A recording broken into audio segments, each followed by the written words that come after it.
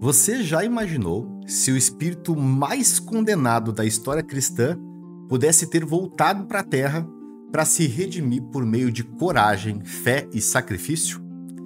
E se essa alma fosse a mesma que um dia traiu o Cristo e mais tarde enfrentou uma fogueira injusta, dizendo ouvir vozes do céu? Essa é a revelação surpreendente trazida por Humberto de Campos através da psicografia de Chico Xavier. Judas Iscariotes teria, sim, reencarnado como Joana d'Arc. Mais do que uma especulação, essa narrativa traz à tona o poder da justiça divina, da misericórdia e da reencarnação como um caminho de evolução. É uma história que nos convida a refletir sobre o destino das almas, sobre o perdão divino e sobre as novas oportunidades que Deus oferece. Se esse tema já despertou a tua curiosidade, aproveita para curtir o vídeo, se inscreve aqui no canal Chamado Espírita. Isso nos ajuda a levar mais luz para mais pessoas.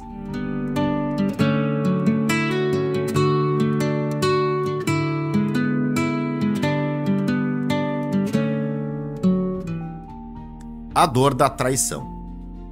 Judas Iscariotes é conhecido como o símbolo máximo da traição, mas o Espiritismo nos convida a olhar além da condenação e enxergar o espírito em processo. Em Boa Nova, pelo capítulo A Ilusão do Discípulo, Humberto de Campos nos revela um Judas diferente, apaixonado pela mensagem de Jesus, esperançoso quanto à libertação de Israel. Ele acreditava que, ao entregar o Mestre, Jesus reagiria com poder, instaurando um reino divino entre os homens. Era uma visão precipitada, fruto de uma fé cega nos próprios desejos, e não na vontade superior de Deus. Judas queria ver um mundo transformado, mas à sua maneira. Assim como muitos de nós, ele caiu na armadilha de tentar controlar os desígnios do alto. E a consequência disso foi a dor do arrependimento. Ele não traiu por dinheiro, traiu por ilusão. E é isso que torna a sua história ainda mais humana e mais trágica. Seu erro não foi de maldade, foi de incompreensão espiritual. E isso muda completamente o olhar que devemos ter sobre ele. O remorso e a culpa. Ao ver que Jesus não se defendia, que era humilhado, açoitado e condenado, Judas sentiu o peso da sua decisão recair sobre si como uma cruz invisível. Tentou devolver as 30 moedas, tentou desfazer o erro, mas os sacerdotes foram frios. Isto é contigo. A dor da culpa o consumiu e a esperança da reparação foi substituída pelo desespero. Judas não suportou o que via, Cristo sendo crucificado, sua própria alma se despedaçando em lamentos, e cometeu o suicídio. O Espiritismo nos ensina que o suicídio não é o fim, mas o agravamento das provas. Judas, naquele instante, mergulhou em um sofrimento profundo, mas não foi abandonado. Nas regiões sombrias do arrependimento, ele passou séculos em lágrimas tentando compreender o que havia feito. Foi um longo período de sofrimento moral, onde a consciência, mais do que qualquer punição externa, cobrava sua dívida consigo mesmo.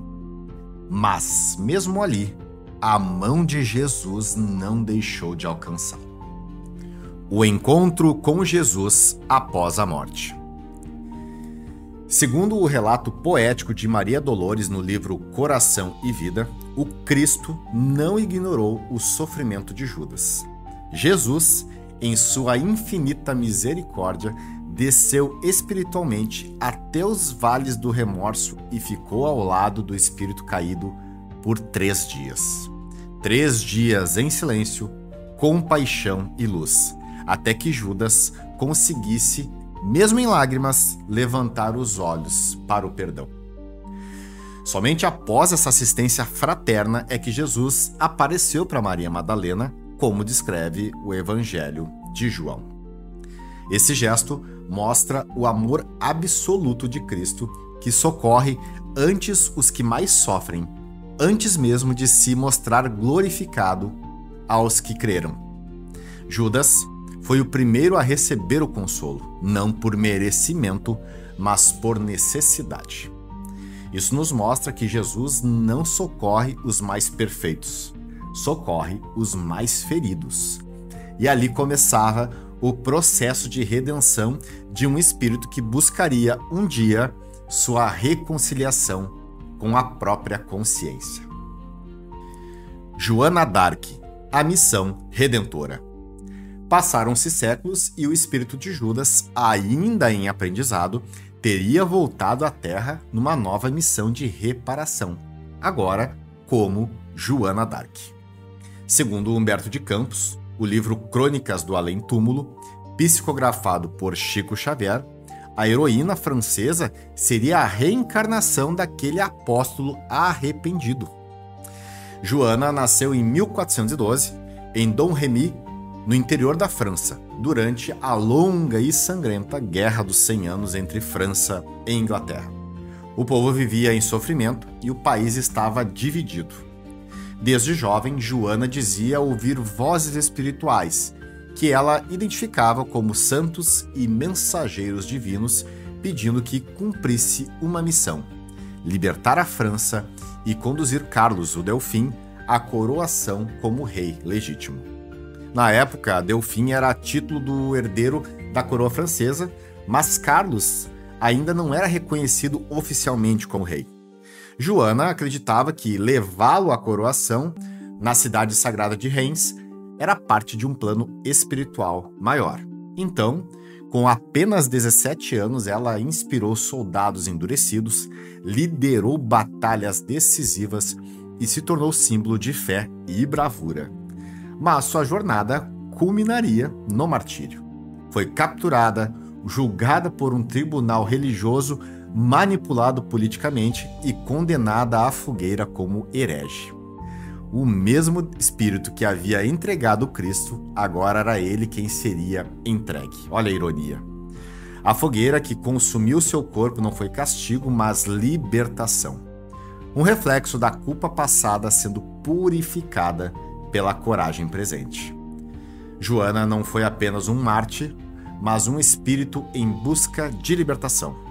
Cada centelha da fogueira era também uma centelha de renovação. A justiça e a misericórdia divina. A doutrina espírita nos mostra que Deus não é vingativo, mas justo, e que essa justiça é sempre temperada com amor e sabedoria. Ninguém está condenado eternamente. Judas caiu, sim, mas ele também buscou se levantar e foi ajudado, como todos nós seremos um dia.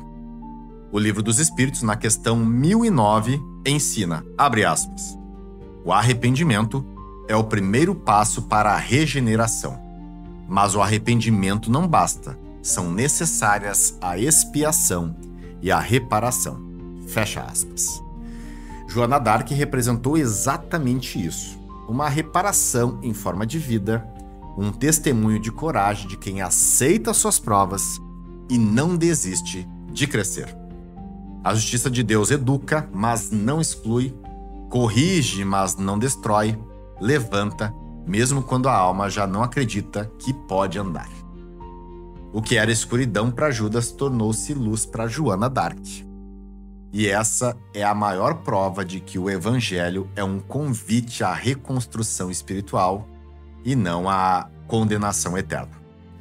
É tempo de aprender com os erros, é tempo de acreditar na bondade de Deus. Senhor Jesus, te agradecemos pela tua misericórdia que não conhece limites, pelo teu amor que acolhe até os que erraram gravemente como Judas, e que os conduz de volta ao caminho da luz. Que possamos aprender com esses exemplos e entender que, mesmo nas maiores quedas, a tua mão continua estendida para nos levantar. Ajuda-nos, Senhor, a confiar mais na justiça divina e perdoar a nós mesmos e a aceitar com humildade os caminhos de reparação que nos forem oferecidos. Que nunca percamos a fé na tua presença e na possibilidade do recomeço. Fica conosco hoje e em todos os dias da nossa caminhada espiritual. Assim seja. Se essa mensagem tocou o seu coração, compartilhe esse vídeo com alguém que você ama, que você tem carinho. Talvez ela também esteja precisando ouvir que Deus nunca desiste de nenhum de nós. Se você ainda não está inscrito no canal Chamada Espírita, aproveite para se inscrever agora. Isso também nos ajuda a continuar espalhando luz. Curta o vídeo se essa história fez sentido para você. E claro, deixe aqui nos comentários. Você acredita que até os espíritos mais falhos podem encontrar redenção? A sua participação é muito, mas muito importante para nós. Gratidão pela sua presença e até o próximo chamado.